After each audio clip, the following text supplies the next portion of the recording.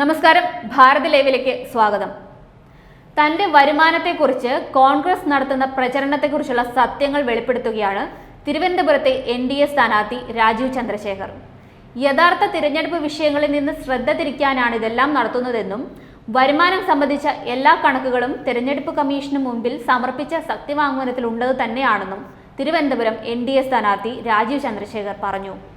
Parliament അംഗം, മന്ത്രി എന്നീ നിലകളിലുള്ള ശമ്പളവും ആനുകൂല്യങ്ങളും നിക്ഷേപങ്ങളിൽ നിന്നുള്ള പലിശയും ലാഭവിഹിതവും മാത്രമാണ് തന്റെ വരുമാന സ്രോതസ്സെന്ന് രാജീവ് ട്വിറ്ററിലൂടെ വ്യക്തമാക്കുകയായിരുന്നു. 2021-22 സാമ്പത്തിക വർഷത്തെ 680 രൂപ എന്ന തന്റെ നികുതി ബാധിത വരുമാനത്തെ ചൊല്ലിയാണ് കോൺഗ്രസുകാർ തെറ്റിദ്ധരിപ്പിക്കുന്ന പ്രചാരണം നടത്തുന്നത്. എന്നാൽ ഇത് സംബന്ധിച്ച എല്ലാ വസ്തുതകളും സത്യവാങ്മൂലത്തിൽ വ്യക്തമായിട്ടുള്ളതാണ്. 2021-22 സാമ്പത്തിക വർഷത്തെ നികുതി ബാധകമായ വരുമാനം കുത്തനെ ഇടിയാനുള്ള കാരണം കോവിഡ് കാലത്തുണ്ടായ പാർട്ണർഷിപ്പ് നഷ്ടങ്ങളാണ്. എന്റെ 18 വർഷത്തെ പൊതുജീവിതം കളങ്കരഹിതമാണ്. പല കോൺഗ്രസുകാരും പലതവണ തന്നെ അപകീർത്തിപ്പെടുത്താൻ ശ്രമിച്ചിട്ടുണ്ട്. താൻ തിരുവനന്തപുരത്തെത്തിയ ശേഷം പ്രത്യേകിച്ചും ഇത്തരം ശ്രമങ്ങൾ കൂടുതലായി നടക്കുന്നുണ്ട്. അതിന്റെ ഭാഗമാണെന്നും അദ്ദേഹം കൂട്ടിച്ചേർത്തു. സ്വത്തുക്കൾ മോഷ്ടിച്ചതിനും അത് വളഞ്ഞ വഴികളിലൂടെ തങ്ങളുടെ പേരുകളിലേക്ക് മാറ്റിയതിനും വിചാരണ നേരിടുന്ന ഗാന്ധി കുടുംബം നേതൃത്വം നൽകുന്ന കോൺഗ്രസും അവിഹിത IPL താൽപര്യങ്ങളുടെ പേരിൽ മന്ത്രിസ്ഥാനം രാജിവെക്കേണ്ടി വന്ന ഒരു സ്ഥാനാർത്ഥിയും സ്വത്ത് വെളിപ്പെടുത്തുന്നതിനെക്കുറിച്ചും നികുതി തടവിനെക്കുറിച്ചും സംസാരിക്കുന്നത് വിരോധാഭാസമാണ്.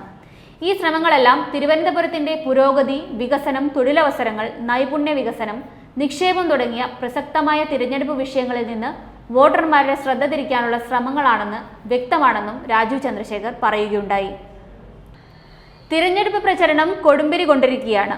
തിരുവനന്തപുരത്തിന്റെ മണ്ണിൽ NDA സ്ഥാനാർത്ഥി രാജീവ് ചന്ദ്രശേഖറിന് വേണ്ടി പ്രചരണം തകൃതിയായി നടക്കുന്നു. രാജീവ് ചന്ദ്രശേഖറിന് വേണ്ടി എഴുതിയ പുതിയ തെരഞ്ഞെടുപ്പ് പ്രചരണ ഗാനം ശ്രദ്ധേയമാവുകയാണ് ഈ കാലത്ത്. രാജീവം വിടരുമെന്ന് തുടങ്ങുന്ന ഗാനമാണ് ഇപ്പോൾ സോഷ്യൽ മീഡിയയിൽ ശ്രദ്ധേയമായിക്കൊണ്ടിരിക്കുന്നത്. രാജീവം വിടരും ഈ മണ്ണിൽ, ഈ നാടിൻ വികസന വഴിയിൽ എന്നാണ് ഗാനം തുടങ്ങുന്നത്. ഇതിനു മുൻപ് പുറത്തിറങ്ങിയ ഇനി കാര്യം നടക്കുമെന്ന മുദ്രാവാക്യത്തിലൂന്നിയ വരികളടങ്ങിയ ഗാനം അതിനു മുൻപ് ശ്രദ്ധേയമായിരുന്നു. പെർഫോമൻസിന്റെ രാഷ്ട്രീയത്തിൽ ഊന്നൽ നൽകുന്നതാണ് ഇനി കാര്യം നടക്കുമെന്ന ഗാനം. രാഷ്ട്രീയ നേതാവ്, സന്നദ്ധ പ്രവർത്തകൻ, സംരംഭകൻ, ടെക്നോളജി വിദഗ്ധൻ എന്നീ വിശേഷങ്ങൾ ഊന്നിയാണ് ഈ തീം ഗാനം അണിയിച്ചൊരുക്കിയിരിക്കുന്നത്. സന്തോഷ് വർമ്മയുടേതാണ് വരികൾ. അനിൽ ജോൺസണാണ് സംഗീതം നൽകി ആലപിച്ചിരിക്കുന്നത്.